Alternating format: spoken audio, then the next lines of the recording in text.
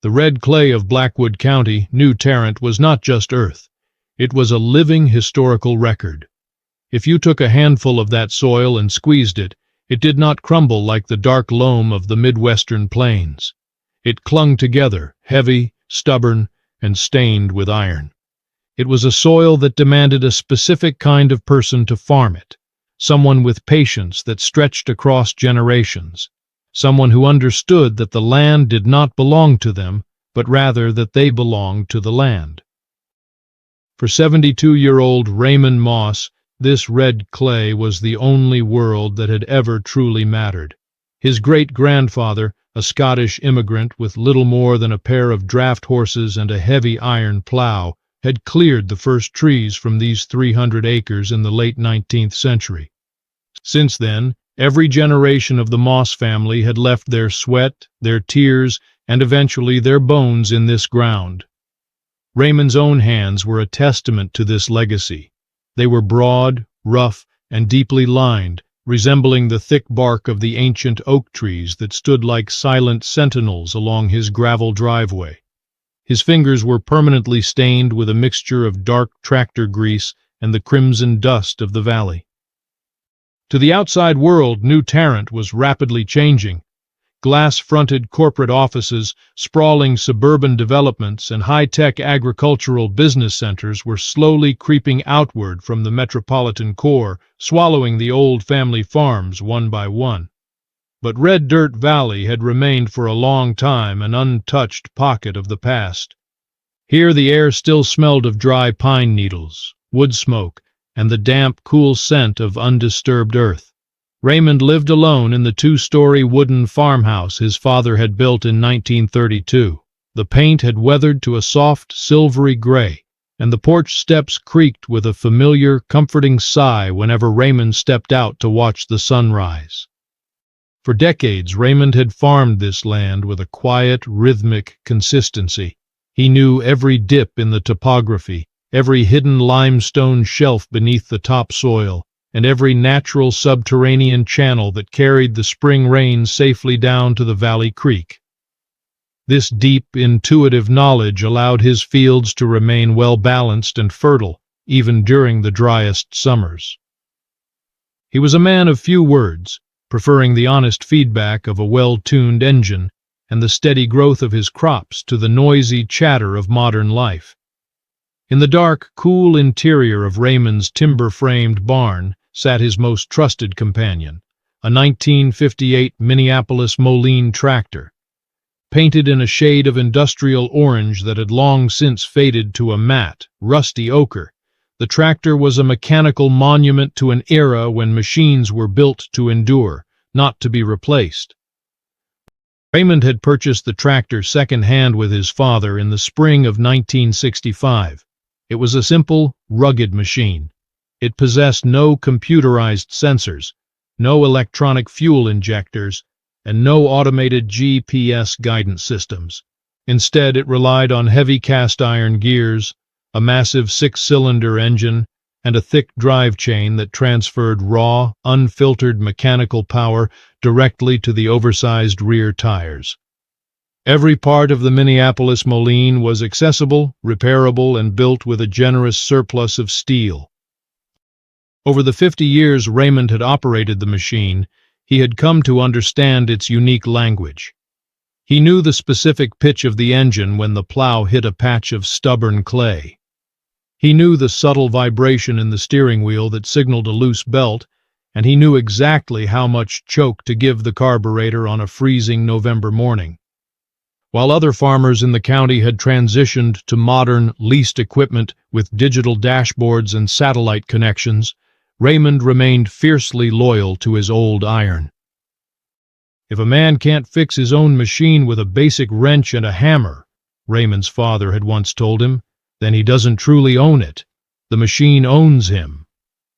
Those words had stayed with Raymond.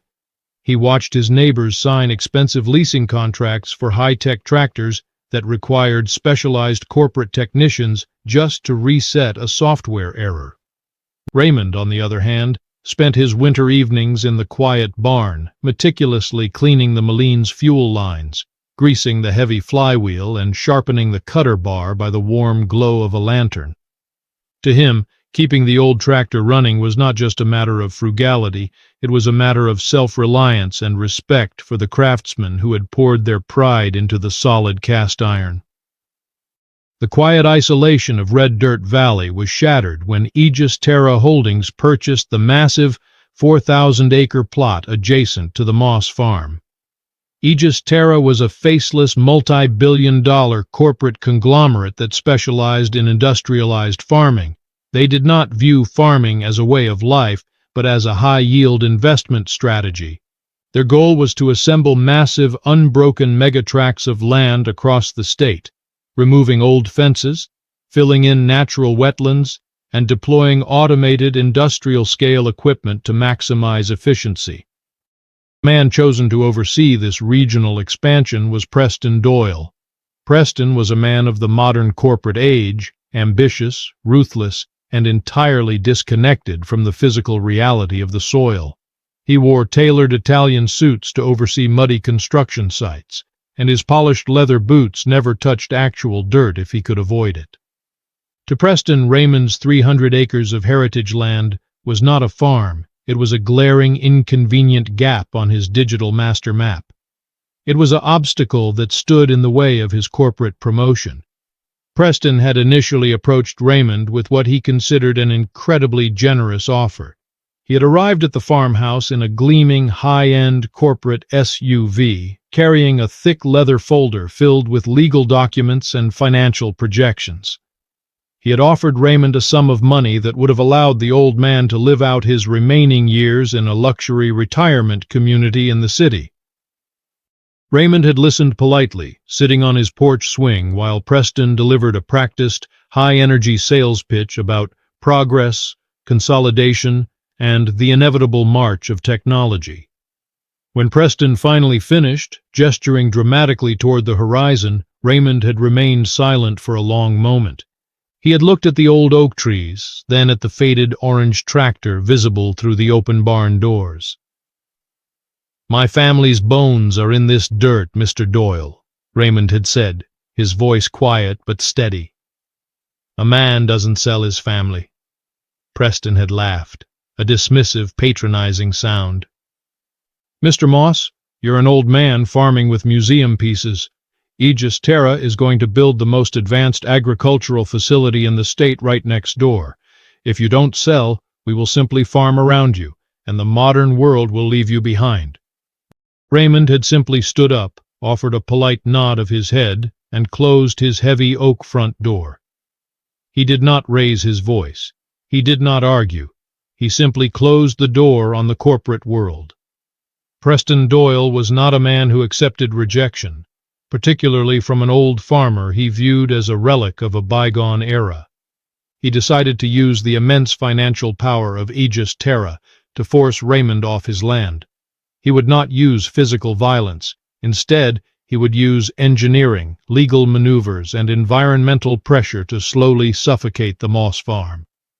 Within weeks of Raymond's refusal, a fleet of massive yellow excavators and heavy bulldozers arrived on the Aegis Terra property. The peaceful silence of Red Dirt Valley was replaced by the deafening roar of turbocharged diesel engines and the metallic clatter of steel tracks. Under Preston's direct supervision, the construction crews began digging a deep, wide trench right along the property line, stretching for over a mile. Truckloads of ready-mix concrete arrived in a continuous, dusty convoy. Day and night, the massive mixers poured tons of thick gray sludge into the deep trench, creating a massive underground concrete retaining wall that descended deep into the bedrock. Preston's corporate lawyers filed public documents claiming the wall was a necessary soil stabilization and structural reinforcement project to protect their proposed facilities. But Raymond knew the truth immediately. The concrete wall was a deliberate, calculated strike against his farm's water supply. By cutting deep into the subsoil, the wall completely severed the natural subterranean drainage channels that had carried water from the upper hills through the valley for centuries. These underground aquifers were the lifeblood of Raymond's lower fields. Now, The natural flow of water was blocked by a massive underground concrete dam. The ecological consequences were immediate. On Raymond's side of the property line, the water began to back up. The soil, which had been perfectly balanced for generations, became oversaturated. A dark, damp heaviness settled over the lower fields, and a shallow, muddy pool began to form at the base of the gray concrete wall. Raymond stood by his old wooden fence, watching the cement trucks churn and the dirty water begin to pool on his land. Preston stood on the opposite bank, holding a digital tablet and wearing a smug, triumphant smile. He wanted Raymond to break. He wanted the old man to lose his temper, to threaten the construction crews, or to damage the wall. That would give Aegis Terra's legal team the ammunition they needed to file a massive lawsuit, ruin Raymond financially, and seize his land through a forced court sale. But Raymond did not give Preston the satisfaction of an angry reaction.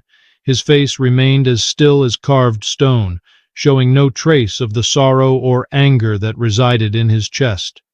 He slowly reached into the pocket of his denim overalls, pulled out his worn leather notebook and brass pen, and meticulously recorded the date, the time, and the exact coordinates of the pooling water. He took a deep, steady breath of the cool valley air, turned his back on Preston's smirking face, and walked slowly back to his barn. He had work to do, and he would not let a fool distract him from his labor. There is a deep, quiet strength in walking away from a fool. It is a strength born of the soil, a resilience that modern society has largely forgotten. In a world obsessed with loud arguments, flashing screens, and instant wealth, the quiet dignity of calloused hands often goes unnoticed. The noise of the modern world can leave us feeling profoundly hollow, isolated, adrift in a sea of meaningless digital interactions. If you find true peace in the slow, steady rhythm of hard work, if you believe that real wisdom is not taught in glass-walled corporate boardrooms, but forged through decades of sun, rain, and honest sweat, if you long for a place that respects the quiet, unyielding spirit of the old ways, subscribe to this channel. Join our community. Find your anchor here. Let us preserve the stories of those who build, mend, and endure the storms of life with unwavering grace. By the time the autumn leaves began to turn a brilliant crimson and gold, the tension in Red Dirt Valley had reached a boiling point. The cornfields on both sides of the concrete wall were heavy with golden ears, their stalks drying to a crisp brown under the pale, cool sun. It was time for the harvest. To ensure his victory was absolute, Preston Doyle had arranged for the delivery of Aegis Terra's crown jewel, the Vanguard Agri-Autonomous Combine. This machine was a mechanical marvel, valued at over $1 million. It was equipped with a pressurized cabin, lined with soundproofing material, an advanced climate control system, and a leather-upholstered captain's chair. The Vanguard Agri was designed to operate entirely without human intervention. Its onboard computer system utilized high-frequency GPS tracking to map the fields with millimeter precision, while a suite of laser sensors and infrared cameras scanned the crop lines, automatically adjusting the speed and cutter height to maximize grain recovery.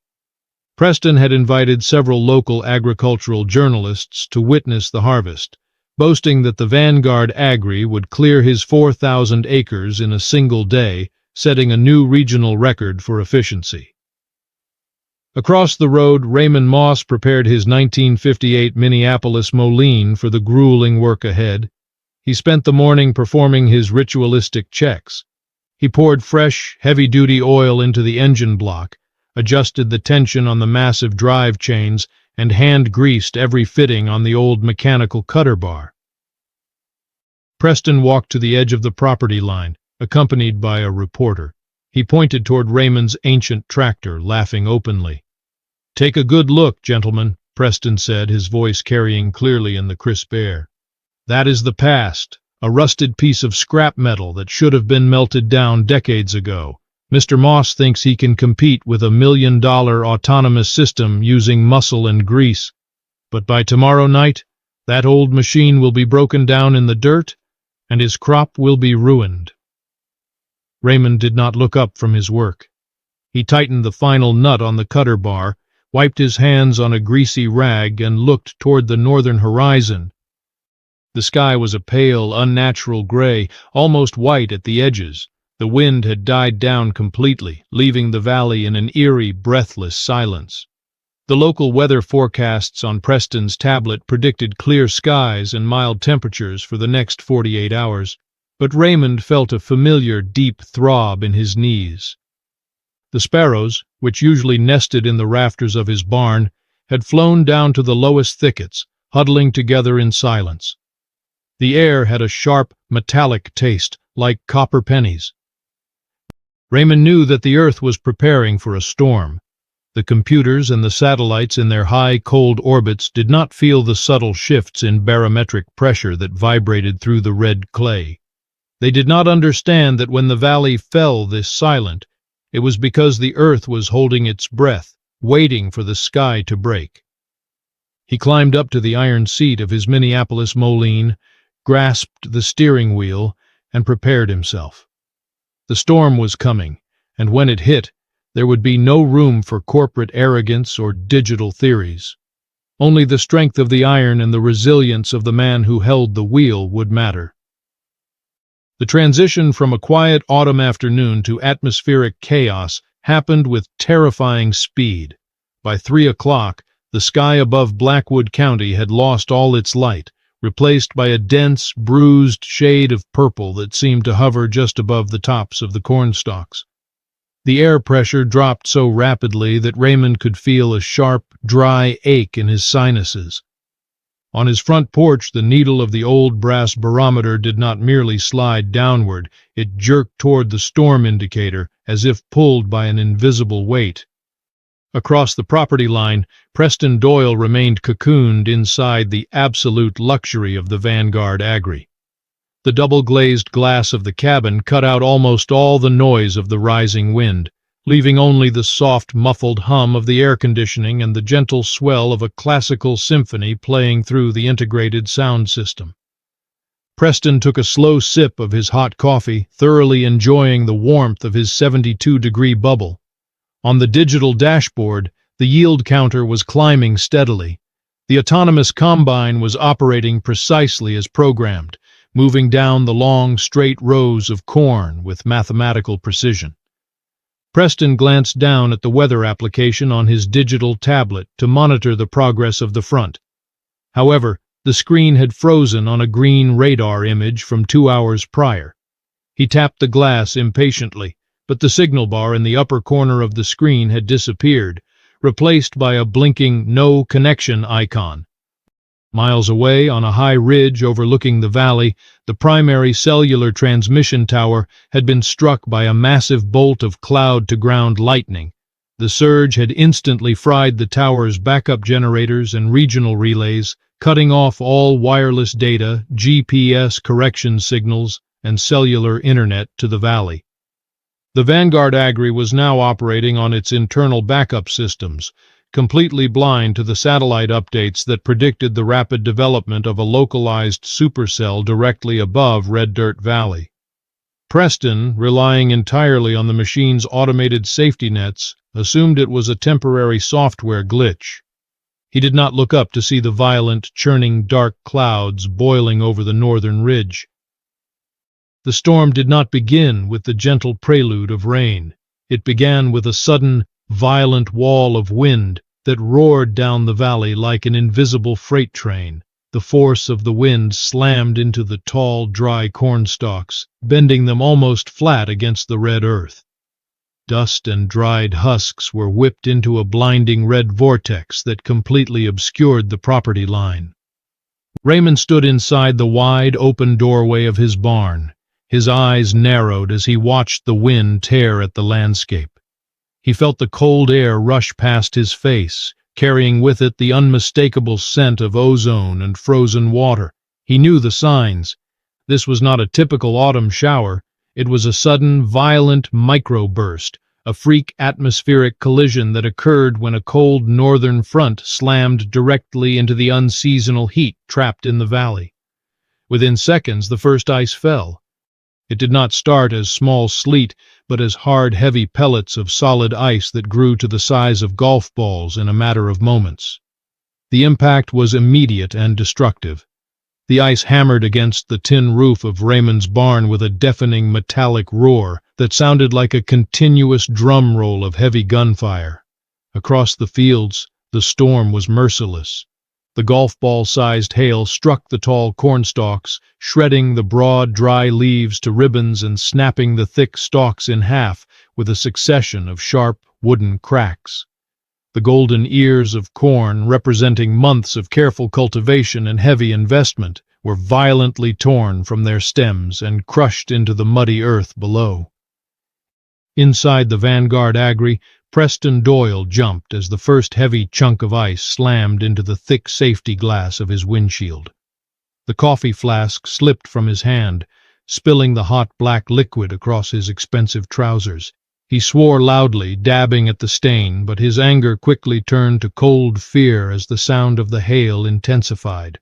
The ice hammered the composite plastic and sheet metal body of the million-dollar combine, creating a deafening racket that drowned out the classical music. Through the tinted glass, Preston watched in absolute horror as his 4,000 acres of premium corn were systematically pulverized into a brown, watery mush.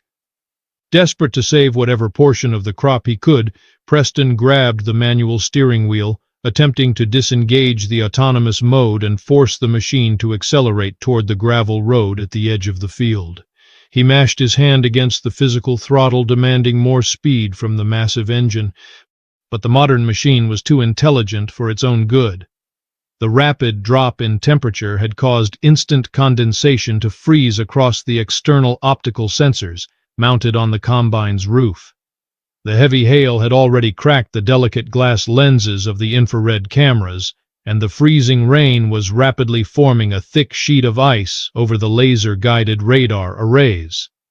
The combine's primary computer system, suddenly deprived of its real-time GPS correction data and blinded by the ice covering its optical sensors, could no longer calculate a safe path forward. In the clean, sterile laboratory where the Vanguard's operating system had been programmed, the software engineers had designed a primary safety protocol. If the machine cannot see, it must not move. The system was programmed to prioritize the preservation of its highly sensitive, expensive internal components over the immediate financial desires of the operator. The bright digital screens on Preston's dashboard suddenly turned a solid, flashing red. A loud, high-pitched alarm pierced the air, and the automated voice spoke with cold, mechanical calm. Critical sensor failure. Navigation lost. Limp mode engaged. Instantly, the computer overrode Preston's manual inputs. The fuel injectors restricted the flow of diesel, dropping the engine's RPMs to a low, choked crawl. The complex hydraulic valves locked into place, and the heavy harvesting head at the front of the machine ground to a harsh, grinding halt. The million-dollar machine was paralyzed. Preston remained inside the dark, rapidly cooling cabin. He turned the key, pressed the ignition button, and pulled the emergency reset levers, but the computer refused to respond. It had severed the connection between the physical controls and the engine block. The climate control system shut down, and the warm, insulated bubble began to freeze. Through the frost-covered glass, Preston looked down at the ground. The massive concrete retaining wall he had built had done its job too well. The torrential rain and melting hail had backed up against the barrier, and with the natural underground channels blocked, the water was rising rapidly. A deep, muddy lake was forming around the dead combine. The red clay was turning into a liquid mire, and the heavy, 50-ton machine was slowly beginning to sink, its massive tires disappearing into the freezing red mud. Raymond Moss did not waste time watching the disaster unfold. He knew that every minute the storm raged, The water backing up against the concrete wall was rising, threatening to flood his own lower fields and drown the soil. He walked to his workbench, picked up his heavy iron hand crank, and stepped over to the 1958 Minneapolis Moline. The tractor sat quietly in the dim barn, a solid mass of heavy steel and iron. It did not have sensors to freeze, nor did it have a computer to panic. Raymond adjusted the manual fuel choke on the side of the carburetor, set the mechanical throttle lever, and walked to the front of the heavy steel grill. He inserted the iron crank directly into the crankshaft, bracing his heavy work boots against the dirt floor. He took a deep, steady breath, clearing his mind of everything but the mechanical task at hand. He gripped the cold iron handle with both hands, bent his knees, and pulled upward with a sudden, violent heave of his shoulders. The heavy engine groaned, a thick column of black smoke coughing from the vertical exhaust pipe, but the cold pistons did not fire. Raymond did not hesitate. He reset the crank, gripped the iron handle once more, and threw his entire body weight into a second, powerful pull. The six-cylinder engine sputtered, coughed twice, and then caught with a deafening, thunderous roar that shook the very timber frame of the barn. The sound was raw, metallic, and incredibly powerful, a mechanical symphony of heavy steel pistons moving in perfect harmony. The exhaust pipe blew a steady, dark stream of smoke toward the rafters as the tractor vibrated with life. Raymond walked around the side of the shaking machine, climbed the bare steel steps, and settled onto the open iron seat. Overhead, the heavy steel canopy he had bolted to the frame years ago rumbled as the golf ball-sized hail battered its surface, but the steel held, protecting him from the direct impact of the ice. He gripped the large steering wheel wrapped in black adhesive tape and shoved the heavy iron gear lever forward into low gear. He released the heavy clutch pedal with his left boot. The massive rubber tires, fitted with deep, aggressive treads designed for the most stubborn clay, gripped the barn floor and rolled out into the freezing, violent storm. The wind howled across the open seat, carrying the freezing rain and bits of ice that stung Raymond's face, but he kept his eyes narrowed, focusing on the golden corn ahead. He engaged the manual drive clutch for the cutter bar.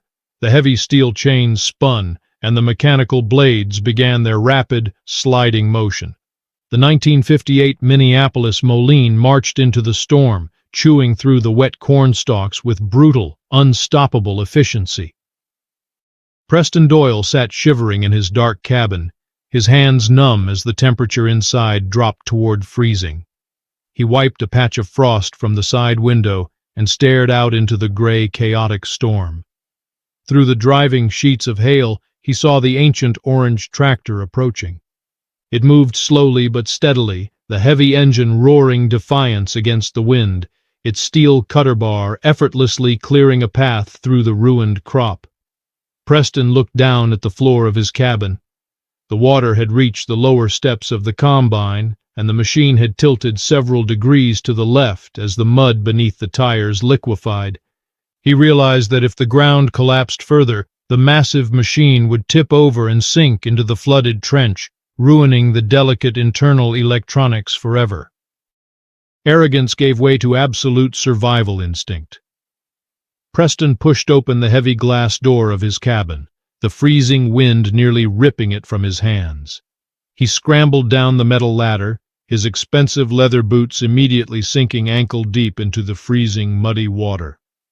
He stumbled through the rising flood, clawing his way over the concrete retaining wall, scraping his palms raw against the rough, wet cement. He dropped into the mud on Raymond's side of the property line and ran toward the roaring orange tractor, waving his arms and screaming at the top of his lungs. Raymond saw the muddy, pathetic figure waving in the rain. He pulled the heavy clutch lever, disengaging the drive gears.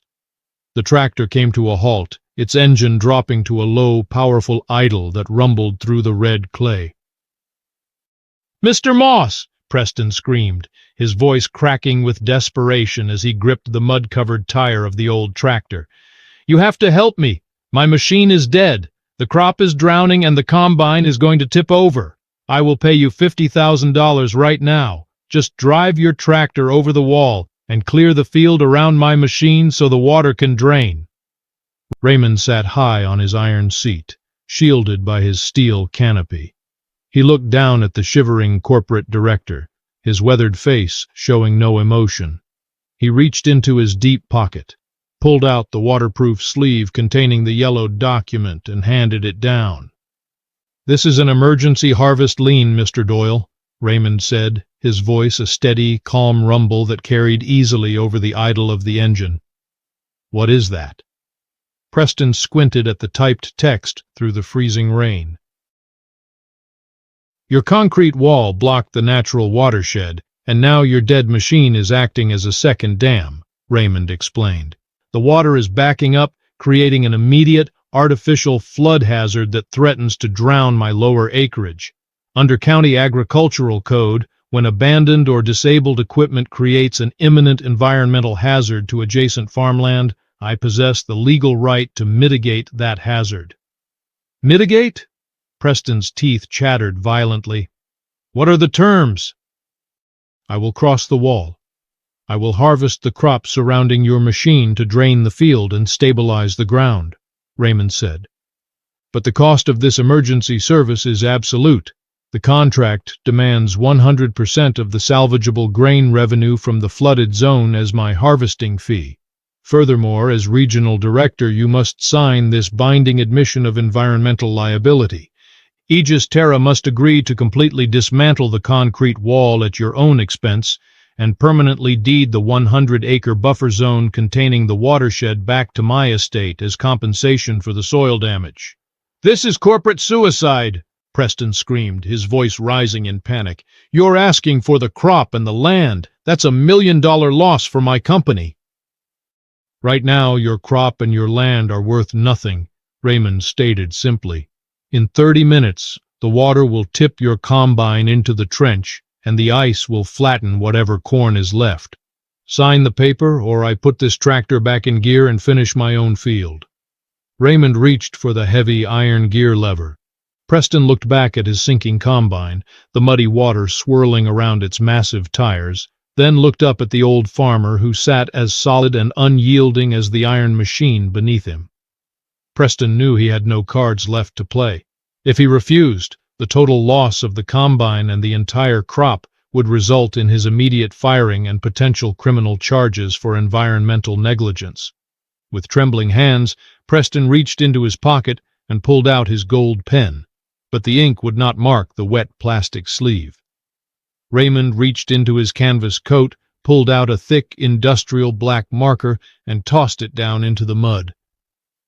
Preston bent down, retrieved the marker, and pressed the paper against the massive rubber tire of the Minneapolis Moline. Under the freezing assault of the hailstorm, he signed his name on the dotted line, surrendering his company's crop, the concrete wall, and his own corporate career to the old man he had mocked hours before. Raymond took the signed contract, checked the signature, and folded it carefully back into his waterproof pocket. He did not smile, and he did not offer a single word of triumph. He simply gripped the heavy steering wheel and shoved the iron gear lever forward. The 1958 Minneapolis Moline roared, its massive engine screaming as Raymond steered it directly toward the section of the wall where the mud had softened the ground. The heavy front tires struck the concrete barrier, and with a loud structural crack, the sheer weight of the old iron machine shattered the top edge of the wall. The tractor climbed over the broken concrete, plunging into the deep mud of Preston's field. For the next several hours, Raymond worked with methodical, unstoppable precision. The old machine did not stall, and its heavy steel drive chains did not slip.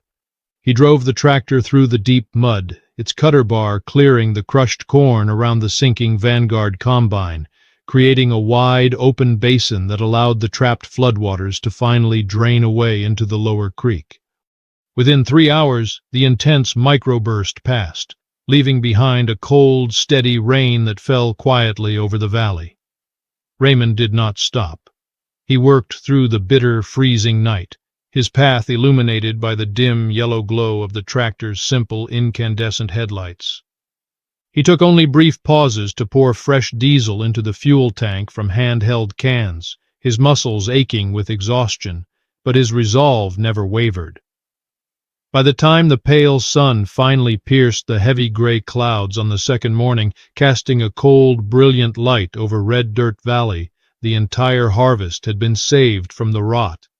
The corn had been cleared, and the grain lay safely in Raymond's storage bins, waiting to be sold under the terms of the lien. 2 weeks later, the valley was quiet once more. A heavy commercial towing crew arrived with massive cranes to drag the dead Vanguard Agri-Combine out of the mud. It was a humiliating sight. The million-dollar machine was covered in dried red clay, its delicate electronic sensors shattered and filled with frozen water, looking like a wounded dinosaur being hauled to a scrapyard. Directly behind the tow trucks came a heavy demolition crew. They did not bring cement mixers. They brought massive pneumatic jackhammers and hydraulic excavators. For 3 days, they worked systematically to break apart the underground concrete retaining wall that Preston had built.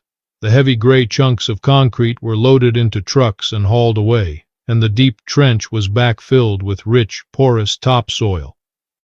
With the barrier removed, the natural subterranean channels of the valley were opened once more. The trapped water began to sink back into the earth, flowing freely along its ancient unseen paths, restoring the balance of the soil that had been disrupted by corporate greed. Raymond Moss stood on the wooden porch of his farmhouse, holding a ceramic mug of hot black coffee.